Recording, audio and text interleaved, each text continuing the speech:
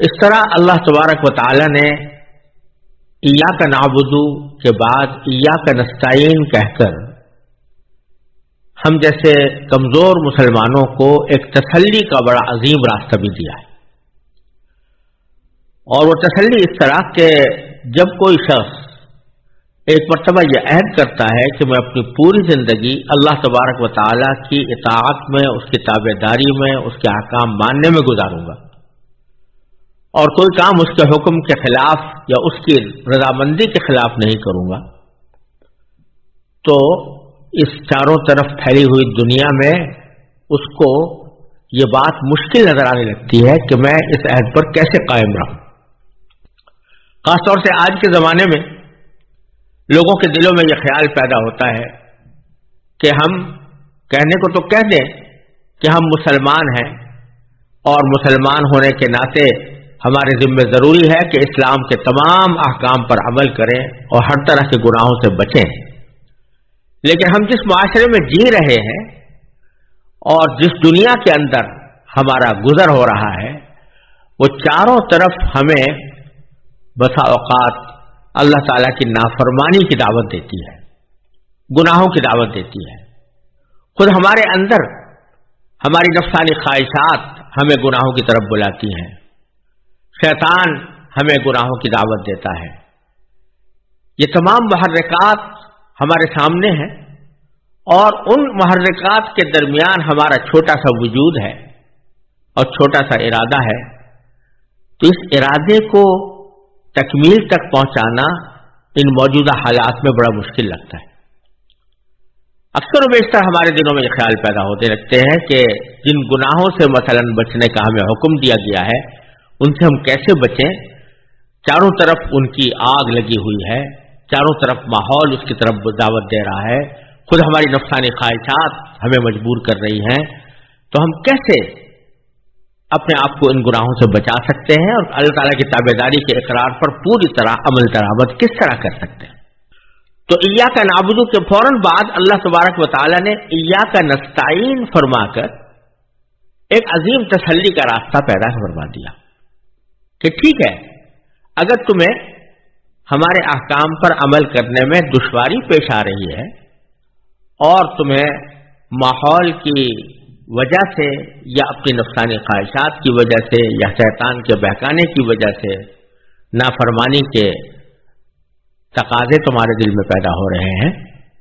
تو پھر تمہارے لیے سب سے آسان اور سب سے زیادہ مؤثر راستہ یہ ہے کہ ایسے موقع پر ہم سے مدد مانگو، ہم سے مدد چاہو کہ یا اللہ میں نے ارادہ تو کر لیا ہے لیکن میں کمزور ہوں اور گناہ اور معصیت اور نافرمانی کے محرکات مجھے بہت زیادہ مضبوط نظر آ رہے ہیں، آپ اپنے فضل و کرم سے، اپنے رحمت سے مجھے ان سے بچا لیں. عام طور سے ہوتا یہ ہے ہماری اس جیتی جاگتی زندگی میں ہمیں جن مسائل سے سامنا پیش آتا ہے ان میں اسلامی احکام کے اوپر عمل کرنے کی مشکلات کو ایک ہوا بنا کر اپنے ہاتھوں پر ہاتھ رکھ کر بیٹھ جاتے ہیں، اور واقعتاً اس جیسے ماحول کے اندر اپنے آپ کو مکمل طور سے اللہ تبارک و تعالیٰ کا فرما بردار بنا لینا یہ اچھا خاصا دشوار کام نظر آتا ہے. اور اسی لیے اقبال نے کہا تھا کہ چومی گویم مسلمانم بلرزم کہ دانم مشکلات لا الہ را، کہ جب میں اپنے آپ کو مسلمان کہتا ہوں تو بعض اوقات میرے جسم پر کپ کپی طاری ہو جاتی ہے، کیونکہ میں جانتا ہوں کہ لا الہ الا اللہ کے ذریعے میں نے جو اقرار کیا ہے اس کے اوپر عمل کرنا، اس میں کیا کیا مشکلات ہیں. تو بے شک بعض اوقات انسان کو یہ مشکلات نظر آتی ہیں، لیکن اللہ تبارک و تعالیٰ نے اسی سورہ فاتحہ کے مرکز میں ہمیں یہ سکھا دیا کہ گھبراؤ نہیں، ان مشکلات کو ہوا بنا کر نہ بیٹھو، ہاتھ پر ہاتھ رکھ کر نہ بیٹھو،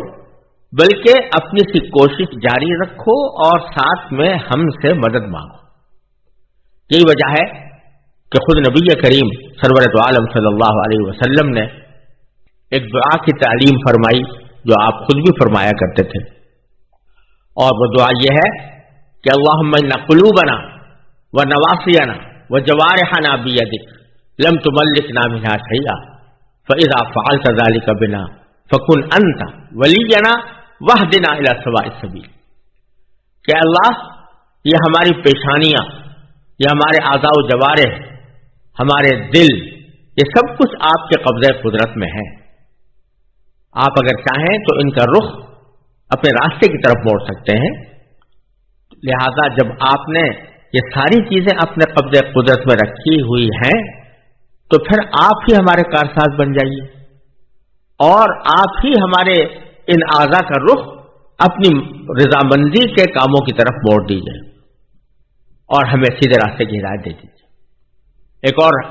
دعا میں نبی کریم سرور عالم صلی اللہ علیہ وسلم کے یہ الفاظ منقول ہیں کہ اللہم انک سألتنا من انفسنا ما لا نملکہ الا بک. اے اللہ، آپ نے ہم سے ہمارے جسم کی ایسے اعمال ہم سے طلب فرمائے ہیں کہ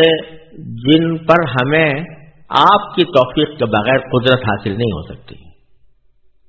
فآتنا منها ما یرضیک عنا، تو آپ اپنے فضل و کرم سے ہمیں ایسے اعمال کی توفیق دیجئے جو آپ کو ہم سے راضی کر دیں. تو ایاک نستعین میں یہ سکھایا جا رہا ہے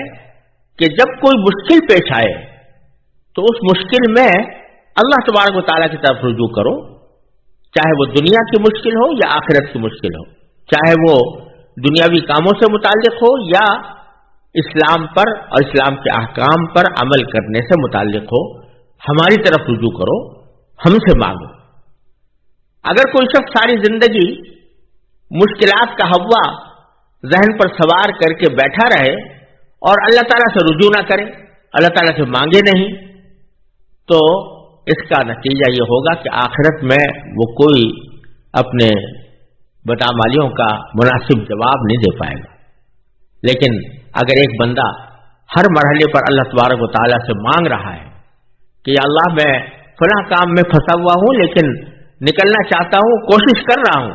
لیکن کوشش میری اس وقت تک کامیاب نہیں ہو سکتی جب تک کہ آپ کی مدد اور آپ کی توفیق شامل نہ ہو، تو پھر کم از کم وہ اللہ تبارک و تعالیٰ کی بارگاہ میں یہ عذر پیش کرنے کے قابل ہوگا کہ یا اللہ میں نے تو آپ سے مانگا تھا اور آپ سے ہدایت طلب کی تھی، تو اس واسطے آپ مجھ پر کرم فرمائیے، اور یقین ہے کہ اللہ تبارک و تعالیٰ وہ کرم ضرور فرمائیں گے. چنانچہ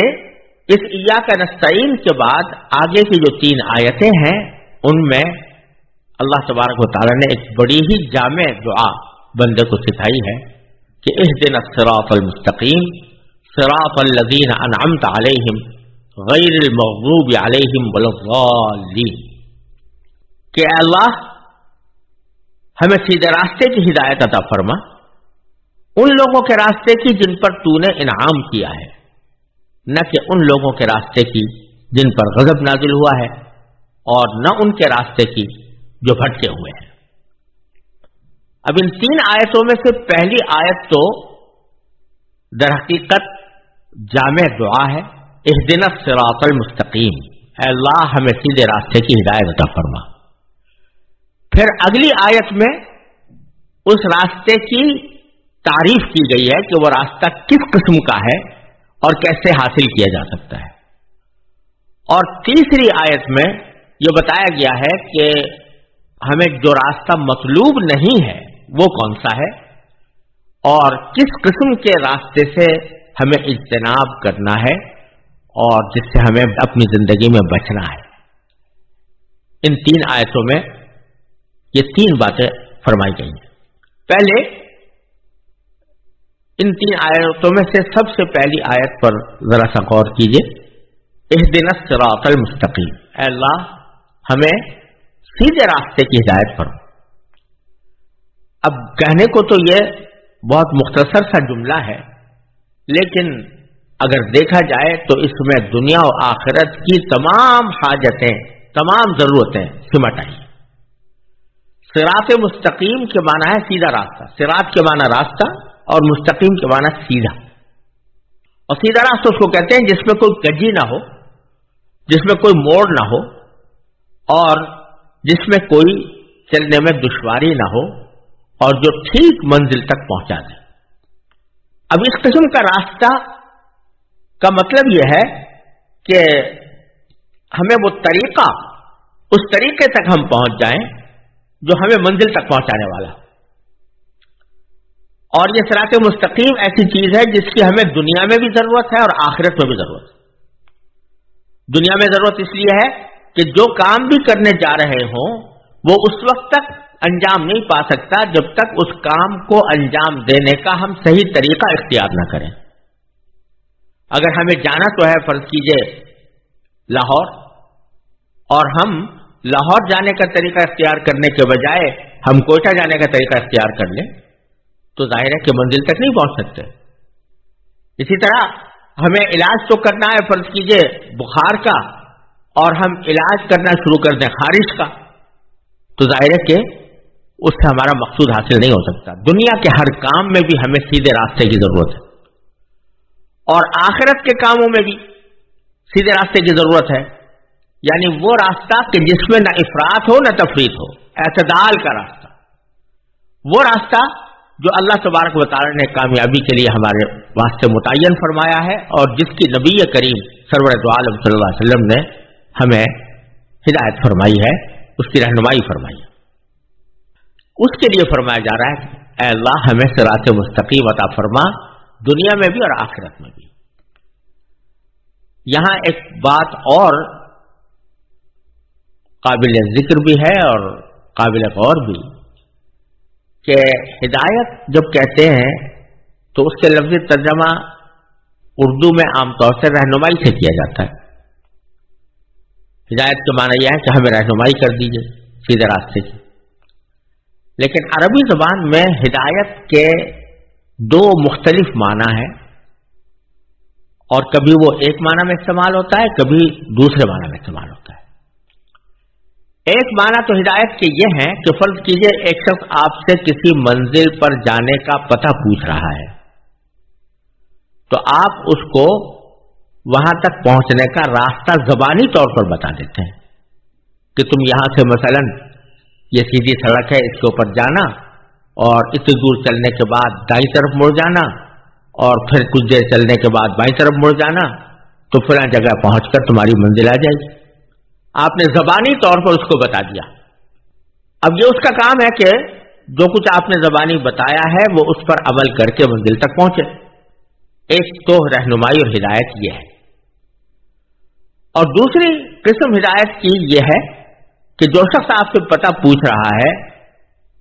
اس کو پہلے زبانی طور پر آپ پتہ نہیں سمجھاتے،